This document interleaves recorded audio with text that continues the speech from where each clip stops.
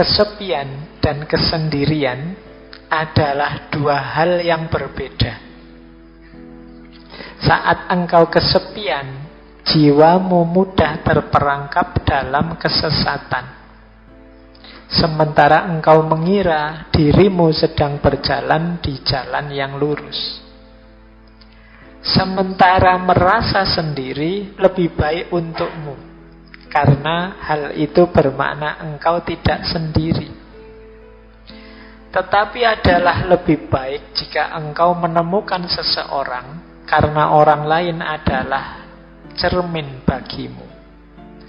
Ingatlah bahwa engkau tidak bisa melihat dirimu kecuali dalam hati orang lain, dan melihat kehadiran Tuhan dalam dirimu. Jadi yang pertama ini menarik ya, bedanya kesepian dan kesendirian. Kalau kesepian ini kondisi jiwa yang konotasinya agak negatif. Orang bisa di tengah-tengah ngaji yang rame ini, tapi dia kesepian. Itu biasanya hubungannya dengan kondisi jiwa yang dia inginkan tidak ada. Terus dia merasa sepi. Ini orang satu masjid kok yang dibahas cinta-cinta saja. Nggak ngerti bahwa aku sedang patah hati ini misalnya. Loh, itu kan di tengah orang yang kecewa, dia merasa kesepian. Nah, kesepian yang semacam ini, kalau Syekh Samsud Tabriz, ya jiwa kita mudah terperangkap dalam kesesatan. Karena kita merasa tidak punya teman. Akhirnya kan kita, yang lain jelek semua, tidak ngerti aku, terus kita jalan sendiri. Kita merasa lurus padahal jangan-jangan kita sudah melenceng. Ini untuk para sahabat, kalian harus jeli temanmu ini kesepian atau kesendirian. Kalau kesendirian konotasinya lebih positif. Kesendirian itu yang orang memang sengaja menjauh untuk kepentingan tertentu. Saya ingin sendiri dulu ya. Itu kesendirian. Saya ingin uzlah dulu, ingin membersihkan diri dulu biar tidak banyak terpengaruh. Itu kesendirian. Banyak nasihat-nasihat yang menyuruh kita, yuk ambil waktu untuk sendiri sebentar, biar tidak terlalu terpengaruh. Nah, ini kesendirian. Agak beda dengan kesepian. Jadi kalau ada teman, ada sahabat kok ingin sendiri, coba kamu cek dia memang ingin kesendirian atau sedang kesepian. Ini dua hal yang berbeda. Oke ya, kita lanjutkan. Nah, jadi yang pertama ini. Tapi baik kesepian maupun kesendirian lebih bagus lagi kalau kita ada teman. Karena teman itu cermin. Secakep apapun kita, kalau tidak ada cermin ya kita tidak tahu. Seganteng apapun kita, kalau tidak ada cermin ya kita tidak tahu. Nah, fungsi, kalau fisik kan memang cermin kaca, tapi kalau kondisi diri kita, jiwa kita, batin kita, ini kita perlu sahabat. Sahabat kita yang tahu, kamu sudah berlebihan loh. Kamu itu sudah lepas kontrol loh. Kamu kok pemarah gitu ya. Itu kan sahabat kita yang tahu. Kita sendiri mungkin sulit membaca diri kita secara objektif, tapi teman kita bisa. Dia seperti cermin kita. Jadi ingatlah, engkau tidak bisa melihat dirimu kecuali dalam hati orang lain. Nah, jadi teman kita lebih ngerti tentang diri kita. Pak, saya kan bisa melihat diri kita, diriku sendiri ke dalam. Kalau ke dalam diri biasanya dalam dunia tasawuf, nanti kita ketemu Tuhan di sana. Rumusnya beda. Tapi untuk mengetahui level kita, tataran kita, kita perlu teman, kita perlu sahabat. Kita tidak bisa ngaku, Pak, saya itu murid yang paling pinter loh, Pak. Saya itu mahasiswa yang paling jago loh, Pak. Katanya siapa? Kata saya sendiri, Pak. Itu kan orang tidak percaya kalau gitu kan. Tapi kalau yang bicara temannya, sahabatnya, sahabat saya itu sabar orangnya, itu kita percaya, karena pasti dia ngalami berdua.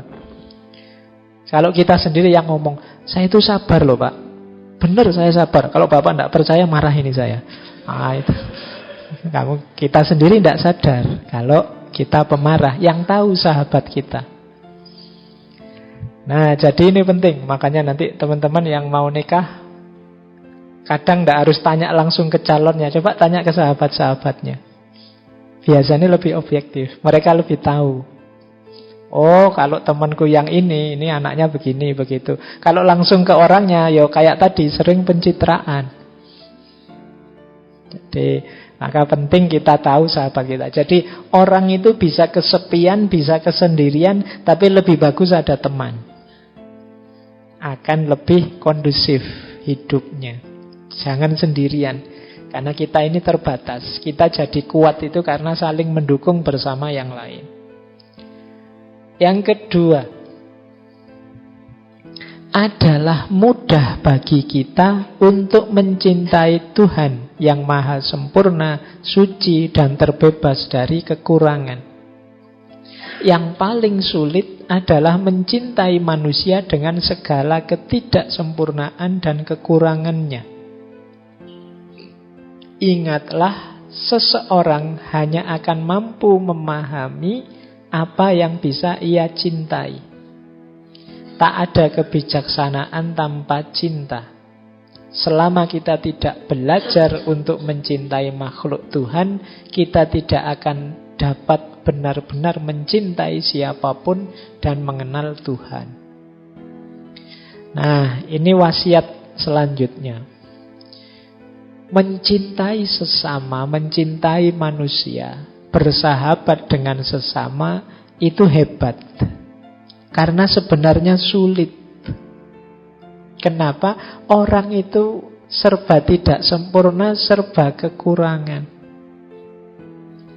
Kan banyak orang itu, Pak, saya nyari sahabat orang baik-baik. Sulit loh kita nyari orang baik-baik itu. Selalu orang itu ada kurangnya, ada jeleknya. Tidak mungkin kita ketemu orang yang sempurna. Loh, kita bisa mencintai yang tidak sempurna, itu hebat. Mencintai Tuhan, mencintai Allah itu lebih mudah jalannya. Kenapa? Allah maha kuasa, maha indah, maha sempurna, mudah. Tapi mencintai manusia dengan banyak kekurangannya itu sulit. Ya boleh dicek lah, kalau teman-teman memperhatikan sahabat kita masing-masing, itu kan selalu saja ada jeleknya. Tapi kita bertahan tetap mencintai dia, itu luar biasa. Nah, berarti persahabatan itu memang sesuatu yang utama. Dan cinta kita pada sahabat inilah nanti yang jadi sumber kebijaksanaan. Yang bisa bijaksana itu orang yang ada di tataran cinta. Makanya filsafat itu filosofia. Cinta pada kebijaksanaan. Karena inilah level yang hanya bisa dicapai oleh para pecinta. Hanya yang mencintai, yang mau peduli. Sebenarnya kenyataannya begini sih, tapi tidak usah aku sampaikan dululah, nunggu hatinya tenang. Loh, bisa begini nih orang-orang yang mencintai. Kalau kita tidak peduli, tidak mencintai, Allah biar segera bebas tugas, tak kasih tahu sekarang aja, meskipun dia nanti jadinya kecewa atau jadinya marah-marah. Nah, ini levelnya mungkin kebenaran, tapi belum nyampe pada kebijaksanaan. Hanya orang-orang mencintai yang bisa bijaksana. Kadang-kadang mungkin kita punya sahabat yang cerewetnya luar biasa. Kalau ngomong tidak bisa berhenti misalnya. Tapi karena kita cinta padanya, kita peduli padanya, kita bisa menampung sebanyak apapun kata-katanya. Dan kita bijaksana untuk tidak begitu saja marah-marah padanya, begitu saja meninggalkannya. Jadi hanya orang yang bijaksana, hanya orang yang mencintai yang bisa bijaksana. Nah, jadi rumusnya tadi ya, mencintai orang lain itu hebat. Kalau kita bisa mencintai, itu alamat kita bisa bijaksana. Rumus selanjutnya, kalau kita bisa mencintai makhluk, berarti akan mudah jalan kita untuk mencintai Tuhan. Omong kosong orang bilang saya cinta Allah saja tapi tidak cinta pada makhluknya. Justru jembatan untuk kita mencintai Allah itu mencintai makhluknya. Bukti bahwa kita mencintai seseorang itu kan mencintai hal-hal yang berhubungan dengan orang ini. Nah, pada Allah juga begitu. Nah, ini wasiat dari Syekh Samsuddin At-Tabrisi. Mari kita mengembangkan cinta pada sesama, pada makhluk, karena cinta itu nanti akan jadi sumber kebahagiaan dan kebijaksanaan, dan pada akhirnya akan membawa kita pada cinta kepada Allah. Tidak mungkin orang yang merugikan orang lain, benci orang lain, perilakunya bijaksana, dan dia juga sulit untuk dekat pada Allah. Karena orang lain itu adalah makhluknya Allah juga. Baik, yang ketiga, kotoran yang sesungguhnya ada di dalam diri. Ada kotoran yang tampak dan mudah dibersihkan, tetapi ada satu jenis kotoran yang sulit dibersihkan dengan air bening. Itulah kebencian dan fanatisme buta yang melekat dalam jiwa. Kita bisa membersihkan tubuh kita dengan menjalani hidup sederhana dan puasa, tetapi hanya cinta yang bisa membersihkan hati kita. Jadi ada kotoran jasmani, ada kotoran rohani. Kotoran jasmani itu mudah kita bersihkan, ya antara lain hidup sederhana, puasa itu kan membersihkan fisik kita. Tapi kalau kotoran rohani, ini jalan untuk membersihkannya hanya cinta. Kotoran rohani, kata Syekh Samsuddin At-Tabrisi, ada dua. Yang pertama kebencian, yang kedua fanatisme. Fanatisme ini jenis menduakan Allah dengan yang lain. Jadi keterikatan pada yang selain Allah, itu namanya fanatisme. Ini mengotori jiwa kita. Kebencian mengotori jiwa kita, fanatisme mengotori jiwa kita. Obatnya apa? Cinta. Jadi, semoga teman-teman bolak-balik mendengarkan kata-kata cinta ini tidak malah bosen ya. Saya khawatirnya cinta lagi. Bosen, Pak. Tidak apa-apa, ini harus diulang-ulang. Sampean bosan juga tidak apa-apa. Paling tidak nanti masuk ke bawah sadarnya bahwa kita memerlukan banyak cinta untuk hidup ini. Adanya makhluk dan alam semesta ini ya juga buah dari cintanya Allah. Maka yuk, kalau masih ada kebencian, masih ada fanatisme, kita suka dengan sesuatu tidak masalah, kita memerlukan sesuatu tidak masalah, tapi semoga tidak jatuhnya fanatisme. Kita tidak cocok dengan sesuatu tidak masalah, kita tidak setuju dengan sesuatu juga tidak masalah, manusiawi. Tapi semoga tidak sampai titik kebencian. Kalau sudah benci dan fanatik, itu jiwa kita kotor. Kalau dia kotor, sulit melihat kebenaran.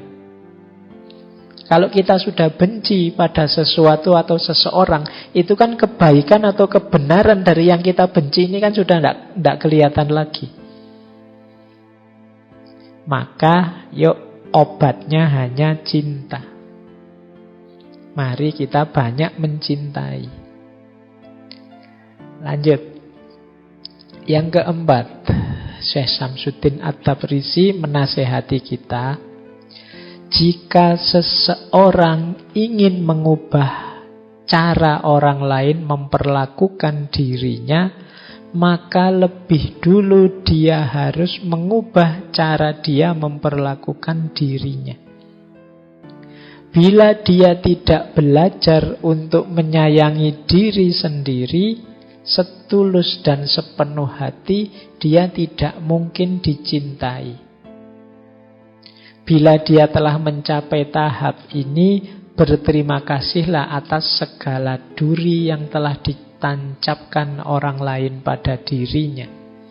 Itu pertanda dia akan segera dihujani dengan bunga mawar. Bagaimana mungkin seseorang bisa menyalahkan orang lain hanya karena mereka tidak menghormatinya, sedangkan dia sendiri tidak patut dihormati. Nah, ini mirip dengan kemarin-kemarin bahwa bersahabat dan mencintai sesama itu dasar awalnya adalah mencintai diri sendiri. Self-love. Orang yang tidak mencintai dirinya, tidak menghargai dirinya, tidak menghormati dirinya, jangan berharap dihormati, dihargai orang lain. Kalau kita sudah kejam sama diri kita sendiri, orang lain akan melihat, oh berarti aku harus memperlakukan dirinya seperti itu. Kalau kita sukanya ngerokok kan nanti orang akan nyuguhi kita rokok. Kalau kita sukanya kopi, orang akan menyuguh kita kopi.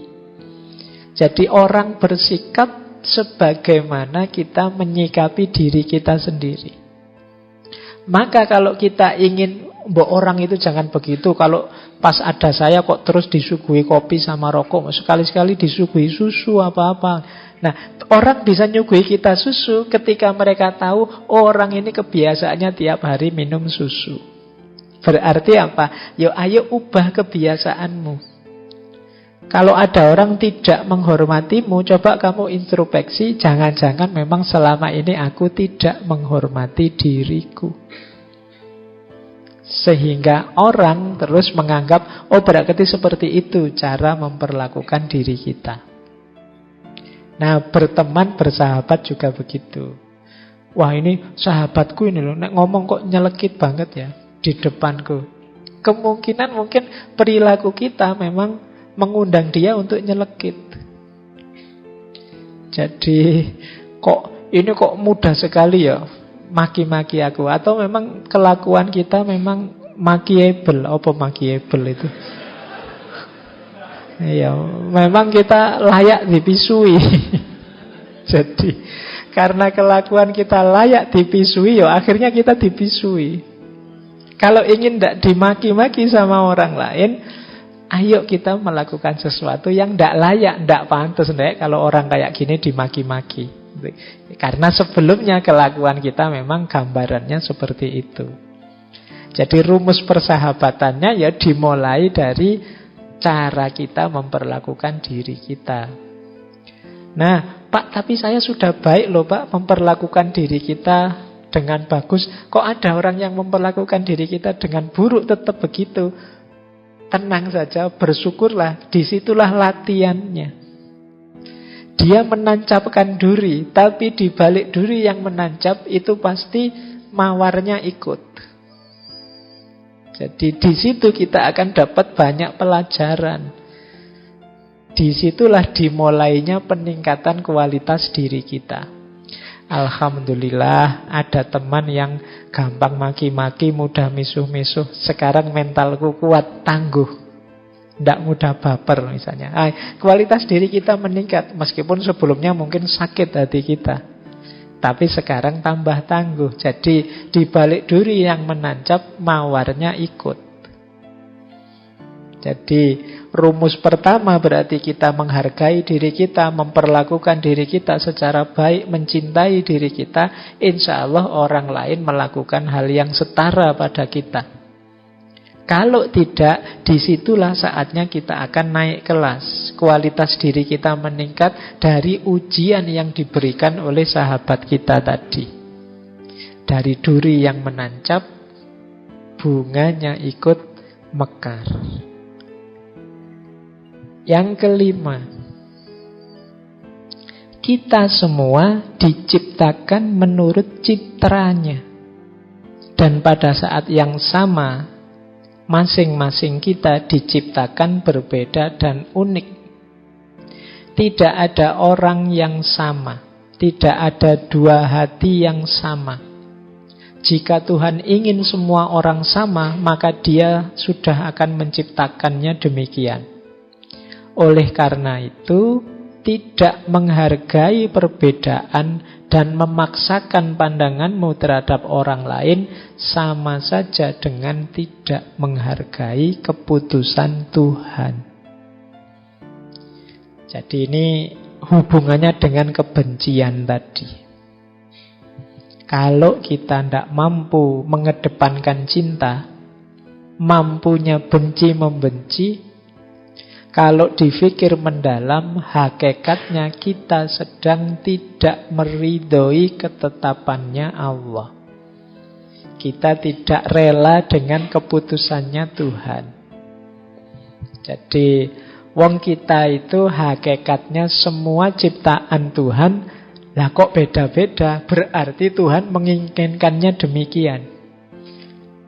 Kuasanya Allah, tidak ada orang itu yang sama persis apa-apanya. Bahkan yang kembar sekalipun ada bedanya.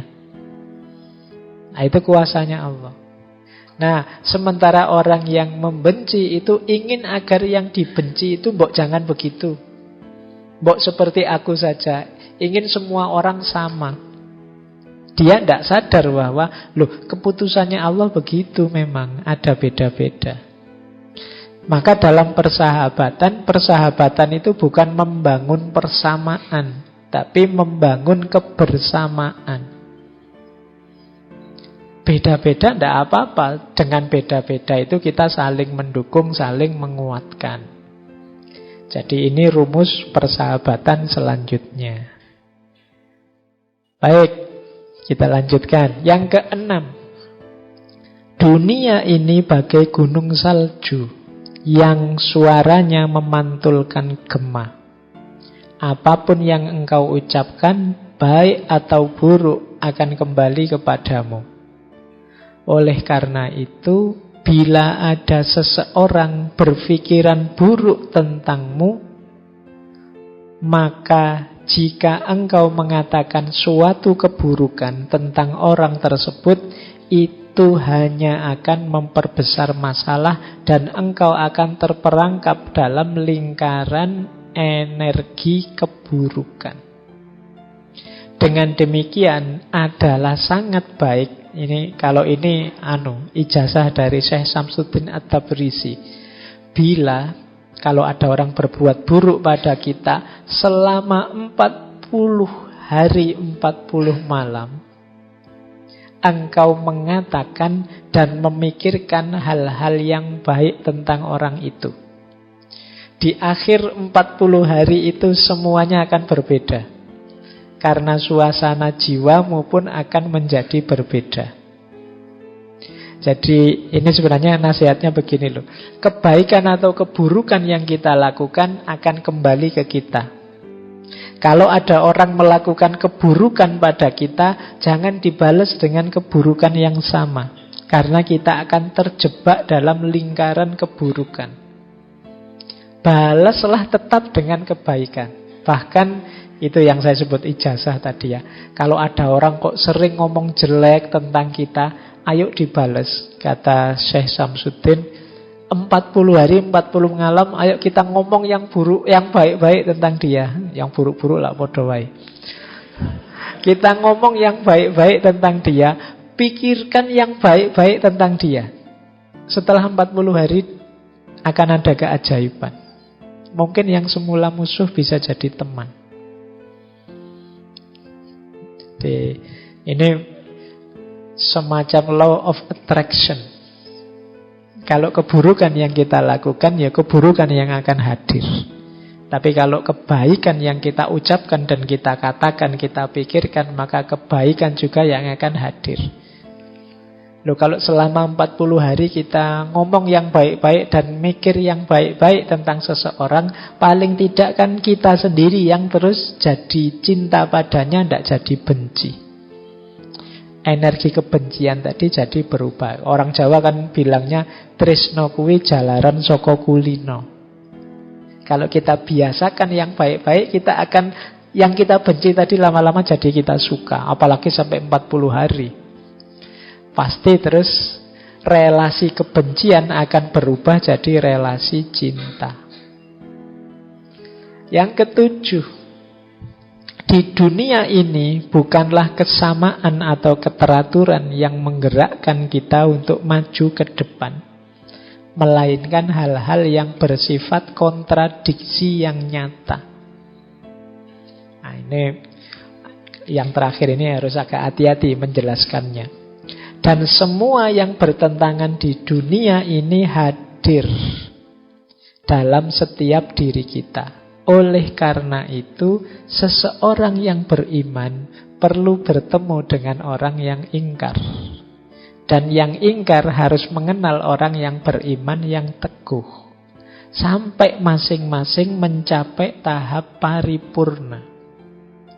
Keimanan merupakan proses bertahap yang memerlukan lawannya, yaitu kekufuran atau ketidakpercayaan. Ini kalau di filsafat namanya dialektika. Jadi kalau kalian ingin ngerti levelmu sejauh mana tataranmu, apakah engkau sudah pas, kamu perlu mencari antitesis, counter example. Mungkin kalau dalam penelitian ya. Jadi, misalnya kalau kamu ingin menegaskan keimananmu kan kamu perlu, yang tidak beriman itu begini. Ini namanya hukum kontradiksi. Jadi untuk tahu sesuatu itu ada kan kamu harus tahu yang tidak ada seperti apa. Untuk tahu sesuatu itu baik kan kamu harus tahu batas buruknya di mana. Ini namanya dialektika. Karena tidak mungkin semua orang baik atau semua orang kufur. Ini masing-masing orang ini saling jadi cermin seperti tadi. Maka tidak ada satupun ciptaannya Allah yang sia-sia. Kalau kalian tanya, kok ada ya ciptaan ini, ciptaan itu? Tidak, semuanya ada mainnya, ada manfaatnya. Mungkin kita yang muslim mengambil parameter, ini batasnya kekufuran. Nanti mungkin agama lain juga punya batasnya sendiri, punya dialektikanya sendiri. Ini gunanya berteman, berdialektika. Sampai nanti batas paripurna. Mungkin kita beriman akan semakin beriman, akan semakin beriman. Yang kufur dialektika dengan kita, lama-lama dia juga jadi beriman. Semua lama-lama jadi memuncak. Jadi ini kalau di psikologi mungkin law of polarity, law of contradiction. Jadi hukum kontradiksi. Semakin kalau kita ingin berkembang ya harus tahu antitesisnya, yang nanti lahir sintesis. Semakin baik, semakin baik, semakin baik. Nah ini kalau yang terakhir ini perlu direnungi agak mendalam. Bahwa baik dan buruk itu sesuatu yang berpasangan. Bahwa hitam dan putih itu berpasangan. Bahwa siang dan malam itu berpasangan. Kepercayaan dan ketidakpercayaan juga pasangan. Nah, dialektika dua inilah yang membuat dunia ini berputar. Dunia ini berjalan. Baik, waktunya ya. Monggo yang mau selesai dulu ini karena menuntaskan tadi. Nah, itu saya nulisnya salah, itu harusnya Jalaluddin Rumi, malah tak tulis jenengku. Ya. Kalau lurus-lurus saja kalian tidak melek. Jadi harus saya tulis yang berbeda. Ini awalnya cover jadi harus jadi quotes. Kata Maulana Rumi, perpisahan hanyalah bagi yang mencintai dengan kedua matanya. Sedangkan dia yang mencintai dengan jiwa dan hatinya tidak mengenal kata perpisahan sama sekali. Jadi ya wis, kamu langsung nggak usah tak jelaskan ya, sudah ngerti maksudnya ya. Jadi ya, kalau masih ada diksi perpisahan, ya berarti memang batas cintanya masih di level fisik. LDR itu kan levelnya fisik. Tapi kalau rasa cinta itu sudah ke level jiwa dan hati, ya tidak ada perpisahan. Karena jiwa dan hati tidak terbatas ruang dan waktu. Tidak mungkin bisa berpisah. Kalau engkau sudah hadir di hatiku, dia masih ada di sini atau tidak kan tergantung aku. Meskipun engkau kawin dengan orang lain atau macam-macam, masih ada di hatiku kan. Tidak mungkin bisa hilang. Jadi perpisahan itu ya level fisik yang bisa. Kalau level jiwa dan hati sebenarnya tidak mengenal kata perpisahan. Apa bisa misalnya kalian, aku akan membuangmu dari pikiranku? Tidak bisa. Kecuali amnesia. Ya tetap akan ingat. Tidak mungkin tidak. Oh, kita masih waras. Maka kata Rumi, tidaklah. Orang-orang yang saling mencintai, para sahabat yang saling mencintai itu tidak mungkin berpisah. Karena kalau tatarannya persahabatan itu mesti nyambungnya sudah jiwa dan hati, tidak sekedar fisik. Baik, terakhir ada satu puisi yang saya suka. Ini mungkin tidak terlalu relate dengan persahabatan, tapi menurut saya penting. Menjadi manusia itu seperti rumah singgah. Setiap pagi ada yang hadir. Bahagia, kecewa, pahit, pikiran sesaat. Yang datang sebagai tetamu yang tidak diundang. Ucapkanlah selamat datang, sambutlah semuanya. Meskipun jika mereka adalah sekumpulan duka yang menghempaskan rumahmu seisinya. Mereka bisa membersihkanmu menjadi ketercerahan yang baru. Urusi setiap tamu dengan hormat. Pikiran gelap, aib, jahat, terima mereka di ambang pintu sambil tertawa. Suruhlah mereka masuk. Bersyukurlah pada apapun yang datang, karena masing-masing dikirimkan dari jauh sebagai penuntun untuk kita. Jadi kita ini, pahamilah diri kita ini seperti rumah singgah. Setiap hari berseliweran tamu-tamu yang masuk. Termasuk tamu yang mengecewakan, tamu yang menyedihkan, yang buruk, yang menyusahkan, dan lain sebagainya. Hargailah semua, sambutlah semua dengan gembira, karena semuanya adalah penuntun kita, pelajaran bagi kita untuk membuat kita tercerahkan. Peristiwa yang baik, alhamdulillah, nanti kita perkuat, kita ulang lagi.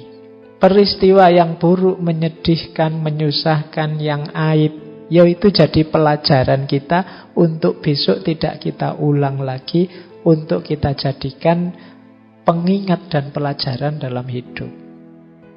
Jadi hidup itu tidak mungkin flat, mesti bergelombang. Kadang enak, kadang tidak, kadang bagus, kadang tidak. Sambutlah semuanya dengan gembira. Semuanya adalah kendaraan kita untuk jadi lebih baik, untuk melahirkan ketercerahan yang baru. Oh iya Pak, saya kemarin pernah salah ini, tapi sekarang tidak lagi, saya sudah belajar. Saya kemarin ketabrak aib ini, tapi insya Allah nanti saya tidak akan mengulang itu lagi. Semuanya akan jadi pelajaran yang melahirkan ketercerahan baru. Yang lama akan pergi, yang baru akan datang. Akan terus begitu. Karena hidup kita mirip rumah singgah. Baik, nanti mungkin setelah dari sini yang saya sampaikan tadi bisa diulang, direnungi lagi untuk meningkatkan kualitas hidup kita, khususnya dengan sesama. Sengaja saya angkat bulan ini tema persahabatan. Paling tidak menyadarkan kita bahwa kita ini, apapun yang terjadi, peristiwa apapun yang kita temui, jangan lupa bahwa kita sama-sama manusia yang perlu dukungan dan kebersamaan dengan yang lain.